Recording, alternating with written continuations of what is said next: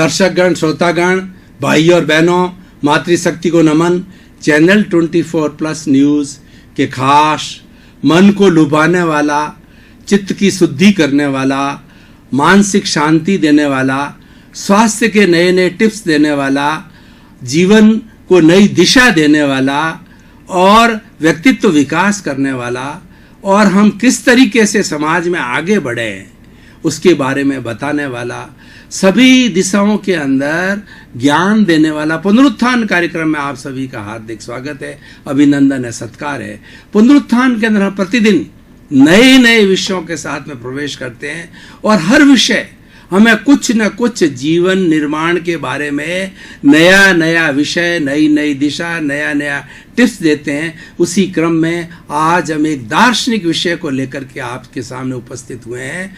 आज का विषय है कि परमार्थ की उपेक्षा डुबो देगी। भाई और बहनों, दर्शकगण, श्रोतागण, हमारी भारतीय संस्कृति में परमार्थ को बहुत ऊंचा स्थान दिया गया, सर्वोच्च स्थान परमार्थ को दिया गया है।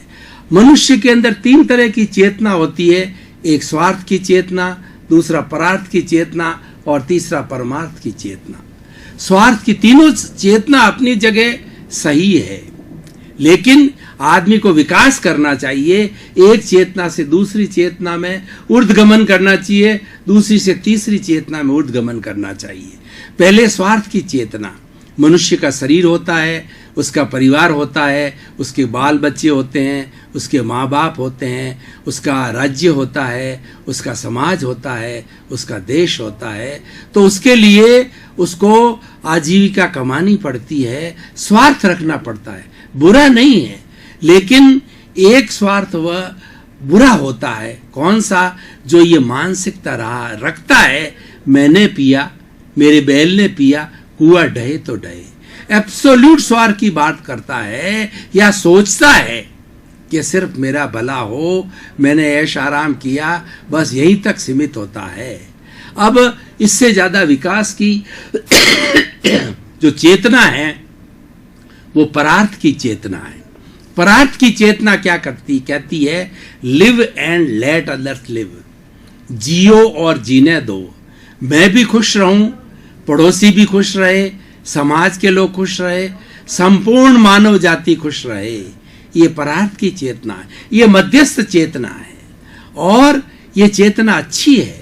इस चेतना के अंदर व्यक्ति स्वार्थ से हटकर थोड़ा परार्थ के अंदर आता है। परार्थ में आने के बाद वो क्या करता है? दान पुण्य करता है, सेवा करता है और उसका नजरिया, दृष्टिकोण थोड़ा जो है लोगों की प्रति सहानुभूति का होता है।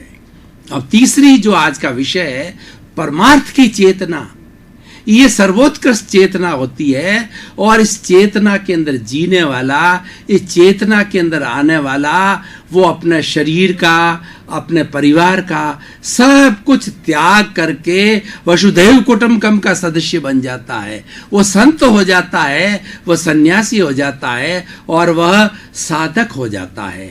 ऐसे लोगों के घर नहीं होता, किचन नहीं होती और रिश्ते नहीं होते। हमारी भारतीय संस्कृति के अंदर साधु परंपरा को, ऋषि मुनियों को बहुत ऊंचा स्थान दिया गया, क्योंकि वो कंचन कामिनी के त्यागी होते हैं और वो परमार्थ की चेतना के धनी होते हैं। वो एब्सोल्यूट बात जो करते हैं, सर्व कल्याण की बात करते हैं, वो तिन्नानम तार्याणम होते हैं, स्वयं तरते हैं और औरों को तारते हैं। समाज के अंदर उनकी बुराइयां हैं, उस पर कुठाराघात करते हैं, अंगुली निर्देश करते हैं और उसकी बात को सभी मानते हैं। हमारी भारतीय संस्कृति के अंदर संत को जो कितना ऊंचा दर्जा दिया गया है कि संत के लिए कहा गया है कि संत वह होता है जो शांत होता है। सदा दिवाली संत के और 12 महीने बसंत के। संत हर वक्त प्रसन्न होता है क्योंकि परमार्थ की चेतना में जीता है। उसको कोई स्वार्थ नहीं, उसको परार्थ नहीं, उसको तो 24 घंटे प्रभु भक्ति करनी है।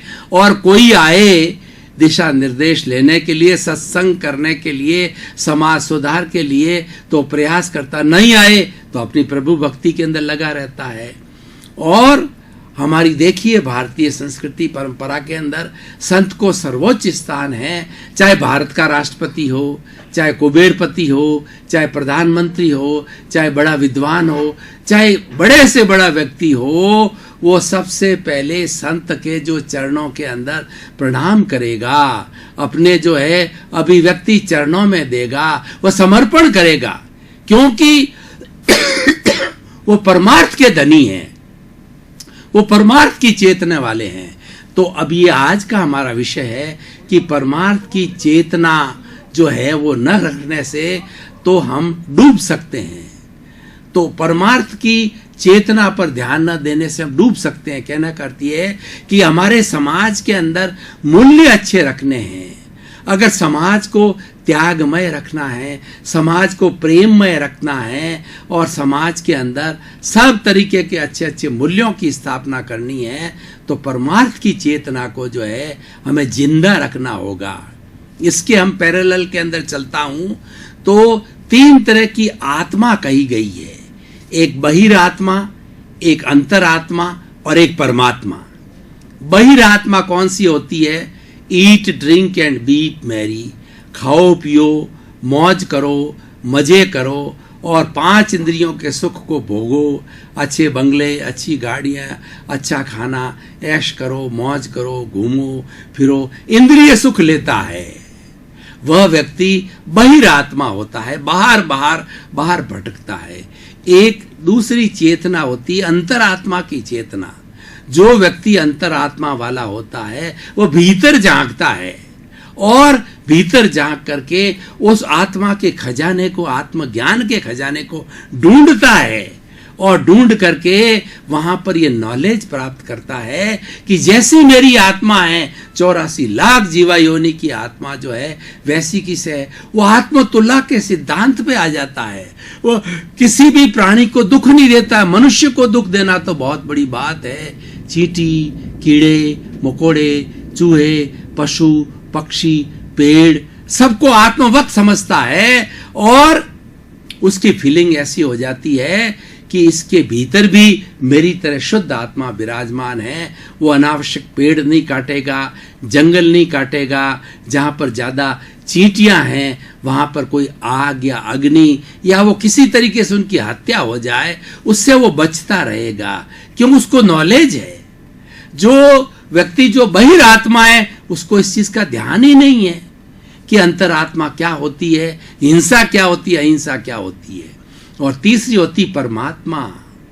जितने साधु सन्यासी हमारे जितने जितने बड़े भगवान हुए हैं, श्री राम भगवान, कृष्ण हुए हमारे, और महावीर हुए हैं, बुद्ध हुए हैं, और बड़े बड़े महापुरुषों में स्वामी रामकृष्ण परमहंस, विवेकानंद जी, महात्मा गांधी और इतनी महान विभूतियों ने भारत में जन्म लिया है। उनकी संख्या को अगर हम जोड़ें तो असंख्य संख्या आती है, क्योंकि भारत एक ऐसा देश है जो कि विद्वानों को जन्म देने वाली है जमीन। ये जमीन जो है संत पुरुषों को जन्म देने वाली जमीन है, ऐसी हमारी जननी है। तो वो जो है वो परमात्मा का रूप होते हैं। वो 24 घंटे जो है लोगों की भलाई की बात सोचते हैं। वो उनके दिमाग के अंदर एक ही 1 पॉइंट एजेंडा रहता है कि मानव जाति का कैसे कल्याण हो और दूसरा प्राणी मात्र का कैसे कल्याण हो, हमारी सृष्टि कैसे शुद्ध हो, और जो विचारों का प्रदूषण जो चल रहा है आजकल नेगेटिविटी का, वो उसको शुद्धिकरण करवाता है त्याग के द्वारा, पचकान के द्वारा, सत्संग के द्वारा, सद साहित्य के द्वारा, स्वाध्याय के द्वारा। वो परमात्मा होते हैं। भाई और बहनों, दर्शकगण, श्रोतागण, ये चीजें एक से जुड़ी हुई है। ये सब परमार्थ से जुड़ी हुई बातें कर रहा हूं मैं। और इसके अलावा जो है हम देखें 3 तरह का हमारा मस्तिष्क की परतें हैं। पहली मस्तिष्क की परत है वह है पशु, एनिमल माइंड। पशुवत दिमाग होता है। पशुवत दिमाग वाला व्यक्ति, पशु क्या करता है? पशु केवल खाता है। और पशु क्या होता है कि वो भोग विलास करता है। कुकर सूकर करत है और खान पान रस भोग। तुलसी वृथा न खोइए, यह तन भगन भजने योग्य। लेकिन पशु तो मात्र जो है वह भोग विलास करता है। उसी तरह से ये हमारी जो एनिमल माइंड है, वो एनिमल माइंड क्या करता है, अय्यासी करता है और उसके दिमाग के अंदर हमेशा ये फालतू की बातें जो है रहती है, भोग विलास की बातें होती है। दूसरे तरह का माइंड होता है ह्यूमन माइंड। ह्यूमन माइंड की जो परत होती है, हमारे दिमाग में ये परतें हैं और ये व्यक्ति जिस परत का यूज करता है, जिस परत के अंदर जाता है, उसके अनुरूप ही उसका जीवन बन जाता है। ह्यूमन माइंड के अंदर जाने के बाद के अंदर वह सोचने लगता है मेरा भी अस्तित्व है, दूसरे प्राणियों का भी अस्तित्व है, 84 लाख जीवा योनि के प्राणियों का सबका अस्तित्व है। वो अस्तित्व को सस्टेंड करता है, हर एक के अस्तित्व को स्वीकारता है। जब व्यक्ति किसी दूसरे प्राणी के अस्तित्व को स्वीकारता है तो आत्म तुलावत होता है, तो कभी शोषण नहीं करेगा, वह कभी किसी का दोहन नहीं करेगा, पर्यावरण का दोहन नहीं करेगा, किसी का हक नहीं छीनेगा, किसी के साथ में छल कपट नहीं करेगा, धोखा नहीं करेगा, क्योंकि वह सोचता है कि जो कर रहा हूं वो तो मैं ही हूं, दूसरा है ही नहीं। इसके ऊपर मैं आपको एक उदाहरण देना चाहता हूं कि हमारी भारतीय संस्कृति, भक्ति मार्ग जी, कबीरदास जी बड़े संत हुए हैं। कबीरदास जी के कमाल नाम का लड़का था। कबीरदास जी बकरी रखा करते थे, बकरी का दूध पीते थे। तो उन्होंने अपने पुत्र कमाल को कहा कि बकरी को खाने के लिए कुछ घास फूस दूब वगैरह लेकर के आओ। तो कमाल जो है एक काटने की जो है वो कैंची लेकर के, बड़ी कैंची जिससे कि पेड़ पौधे काटे जाते हैं, माली लोग कटिंग करते हैं, वो लेकर के गया। और वो एक पहुंचा हुआ साधक था और वह जो है ह्यूमन माइंड वाला व्यक्ति था, वो अंतरात्मा वाला व्यक्ति था। उसने जो ही धूप पर कैंची चलाई तो उसको एक लाइट की तरह दिखाई दिया, उसके अंदर हलन चलन दिखाई दी। उसको महसूस हुआ कि जो बिजली मेरे में है, जो करंट मेरे में है, वही धूप में है, इसमें भी जान है, इसको काटूं मेरे को काटूं एक सा है। उसको प्रभु दर्शन हुए, उसको दूसरी आत्मा के दर्शन हुए और उसने जो है आत्म जागृति को प्राप्त किया। और वो खड़ा रहा दिन भर, नहीं काट सका। उसने कहा किसको काटूं, क्या मैं मेरे स्वयं को काटूं? उसने दूसरे के अस्तित्व को स्वीकार किया कि यह अस्तित्व ऐसा ही है जैसा मेरा है। क्यों कि वो अंतरात्मा का व्यक्ति था, वो परमात्मा का व्यक्ति था और वह जो है वो बहुत बड़ा पहुंचा हुआ साधक था। शाम को घर आ गया, कबीर जी ने कहा कि तुम घास फूस दूब लाए? तो उन्होंने कहा पिताजी मैंने बड़ा एक दृश्य देखा, मुझे एक उसके अंदर जो है जीव की अनुभूति, आत्मा की अनुभूति हुई, आत्मदर्शन हुए, तो मैं किसको काटूं? तो कबीरदास जी ने कहा कि कमाल, तुम मेरे से पहुंचे हुए बड़े साधक हो, तुम महान हो, तुम्हें लोग हमेशा याद रखेंगे। तो भाई और बहनों, ये ह्यूमन माइंड। और तीसरा एक सेलेस्टियल माइंड होता है, देविक दिमाग। देविक दिमाग रखने वाला व्यक्ति जो है हमेशा सबका भला करेगा। अच्छे देव होते हैं, किसी बालाजी है और जो है तिरुपति जी बालाजी है और जितने भी हमारे जितने भी दुर्गा माँ हैं, ये जितने भी हमारे अच्छे देवी देवता है, वो हमेशा भला करते हैं, वो करुणाशील होते हैं, करुणा के सागर है। वो द्रवित हो जाते हैं, अपने भक्तों के दुख को देख के द्रवित होकर के उसके दुख को दूर करते हैं। उनको कुछ नहीं चाहिए, उनको तो लोगों को सुख मिले, उसमें ही वो सुख की अपनी अनुभूति करते हैं। तो इस तरीके से ये सेलेशियल माइंड होता है।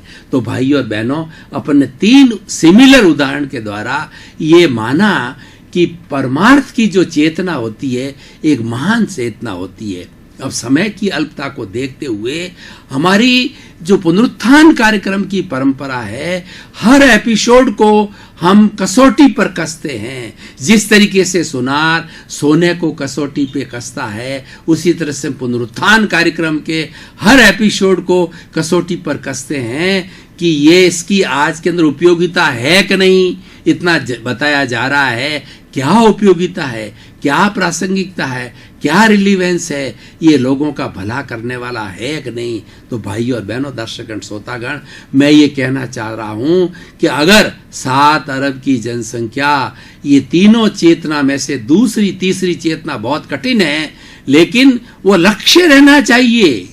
आज का विषय क्या है कि परमार्थ की चेतना की उपेक्षा करने पर हमको डुबा देगी। यानी हमारा समाज में एक लक्ष्य होना चाहिए कि हम इस जीवन का उपयोग जो है वो पर कल्याण के लिए करें, पर प्रकाशक बने। जैसे कि दीपक होता है, स्वयं प्रकाशित होता है और दूसरे को प्रकाशित करता है, तो हम भी पर प्रकाशक बने, दूसरे के हित काम आए। ये हमारा आइडियल है।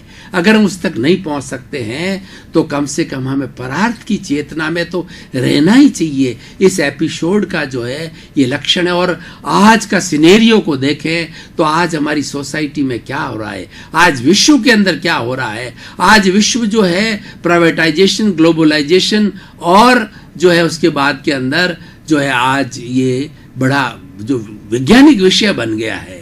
लेकिन उस वैज्ञानिक विषय के साथ साथ में हमें संतुलन रखना पड़ेगा। विज्ञान अच्छा है, विज्ञान ने अच्छी तरक्की करी और पूरे इस विश्व को एक गांव की तरह, घर की तरह छोटा बना दिया, दूरियां समाप्त कर दी है।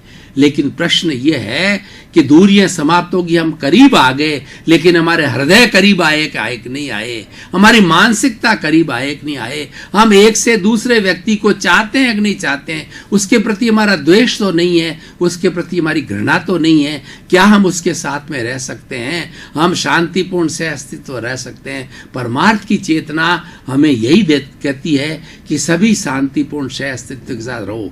लेकिन आज का सिनेरियो देखो तो लोगों के अंदर कितनी घृणा है, लोगों के अंदर कितनी जेलेसी है, और कोई भी व्यक्ति प्रोग्रेस कर रहा है तो इन प्रकार कांकड़ कैकड़ा नीति की तरह उसको गिराने की कोशिश करेगा। वहां उसकी डाह बोल रही है, वहां उसकी ईर्ष्या बोल रही है, वहां उसकी जलन बोल रही है, वहां उसका द्वेष बोल रहा है।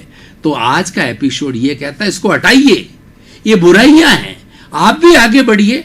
आपके लिए आज तो हमारी सरकार ने और हमारे समाज ने इस ग्लोबलाइजेशन के कारण इतना विशाल चिंतन हो गया है। Our consciousness has become universalized. Everybody has start thinking that we all are the same and people have started thinking one world, one earth, one sky, one god and one religion. What is that religion? That religion is मानव धर्म, humanity. आजकल ये चिंतन चल रहा है, ये globalisation के कारण है।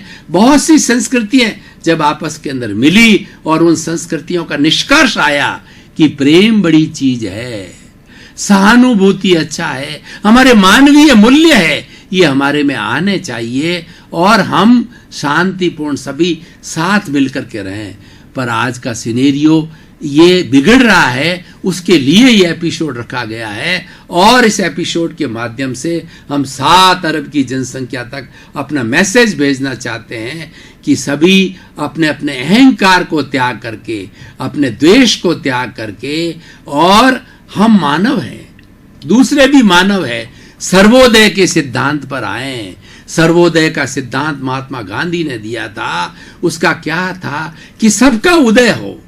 भारत की बात करें तो उस वक्त में 33 करोड़ हमारी जनसंख्या थी, तो 33 करोड़ लोगों का सबका उदय होना चाहिए, सबको अपना अपना राइज करने का बराबर चांस मिलना चाहिए। ये बात अलग है, किसी का भाग्य काम नहीं करता, किसी को निमित्त नहीं मिलते, किसी का उपादान नहीं है, किसी को साधन नहीं मिलते, वो विकास नहीं कर सकता, विकास नहीं करता है। और कुछ लोग कर लेते हैं, भाग्यशाली होते हैं। लेकिन सर्वोदय है, वो सबको चांस देता है आगे बढ़ने का। और आज सरकार भी यही कर रही है। हमारे संविधान के अंदर सबको स्वतंत्रता है, धार्मिक स्वतंत्रता है, बोलने की स्वतंत्रता है, अपने विचार अभिव्यक्ति की स्वतंत्रता है, पर वह क्या सब सीमा में, मर्यादा के अंदर। हम मर्यादा में विश्वास करते हैं। तो भाइयों और बहनों, दर्शकगण, श्रोतागण, आज का एपिसोड बहुत सुंदर है। इस एपिसोड को मैं उदाहरण के द्वारा क्लियर करना चाहता हूं कि ये जेनेटिक इंजीनियरिंग जो है मेडिकल साइंस की, वो ये कहती है where there is a cell there is a life, there if there is no cell no life is there. Cell होता है, उस सेल के अंदर सेंटर होता है और उसमें लाइफ होती है। उस सेंटर को न्यूक्लियस कहते हैं। उस न्यूक्लियस के अंदर जो है वो जो कई तरह के क्रोमोजोम्स होते हैं, क्रोमोजोम्स के अंदर जीन्स होते हैं, प्रोटोप्लाज्मा होता है, डीएनए होता है, आरएनए होता है, और वो डीएनए हर व्यक्ति के व्यक्तित्व और हर व्यक्ति के विकास के बारे में प्रकृति का निर्माण करते हैं, वो जीन्स होते हैं। तो इस तरीके से जिस प्राणी के अंदर भी सेल नहीं है वो प्राणी में जीवन नहीं है। मनुष्य के शरीर में 60 खरब सेल्स है, कोशिका है, 60 खरब। उसको होमोस्टैटिक कंडीशन से वो 60 खरब कोशिकाएं एक साथ रह करके इस शरीर के हर टिश्यू को, हर जो है वो सिस्टम को और हर चीज को जो है वो मेंटेन करती है। उससे हमारा शरीर स्वस्थ रहता है। इसको स्वस्थ रखने में 60 खरब कोशिकाओं का योगदान है, होमोस्टैटिक कंडीशन में रहती है। तो भाई और बहनों, दर्शकगण, श्रोतागण, इस एपिसोड के माध्यम से, इस परमार्थ की चेतना के माध्यम से, उदाहरण के माध्यम से मैं ये कहना चाहता हूं कि एक व्यक्ति के अंदर 60 खरब कोशिकाएं हिलमिल कर करके शांतिपूर्ण एक शरीर में रह करके उस शरीर का डेवलपमेंट करती है, उस शरीर को स्वस्थ रखती है, उस शरीर को परोपकार के लायक बनाती है। तो क्या इस सृष्टि में 7 अरब की जनसंख्या, जो कि उसकी संख्या में बहुत कम है, क्या वो शांतिपूर्ण सहस्थिति के साथ नहीं रह सकती? रहनी चाहिए। यही आज का हमारा मूल निष्कर्ष है कि हमें भाईचारे के साथ रहना चाहिए। हमारे मैत्री, प्रमोद, करुणा, मध्यस्थास्य ये रहनी चाहिए मानव मात्र के अंदर। हम आज टीवी के माध्यम से, हम आज प्रिंट मीडिया के माध्यम से, मोबाइल के माध्यम से अलग आ गए हैं, हम नजदीक आ गए हैं। लेकिन नजदीक आने के साथ साथ में हमें दूसरे का सम्मान करना पड़ेगा। हमारे दिमाग के अंदर सबसे पहले ये बात होनी चाहिए, हर व्यक्ति का सम्मान किया जाए, चाहे छोटा हो चाहे बड़ा हो, उसको अधिकार है अच्छा चिंतन करने का। और छोटा से छोटा व्यक्ति भी, छोटा से छोटा बच्चा भी कोई बहुत बड़ा सुझाव दे सकता है, बड़ी इंप्रूवमेंट की बात कर सकता है। तो हमें हर एक का सम्मान करना सीखना चाहिए।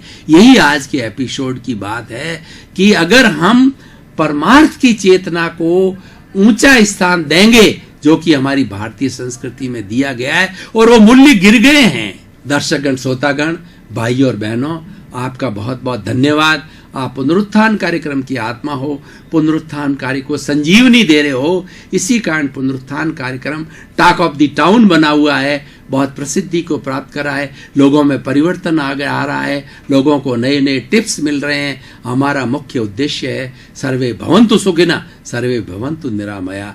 इसी क्रम में आपका जीवन आनंदमय हो, मंगलमय हो, सुखमय हो, प्रेममय हो और खूब आप समाज का उपकार करें।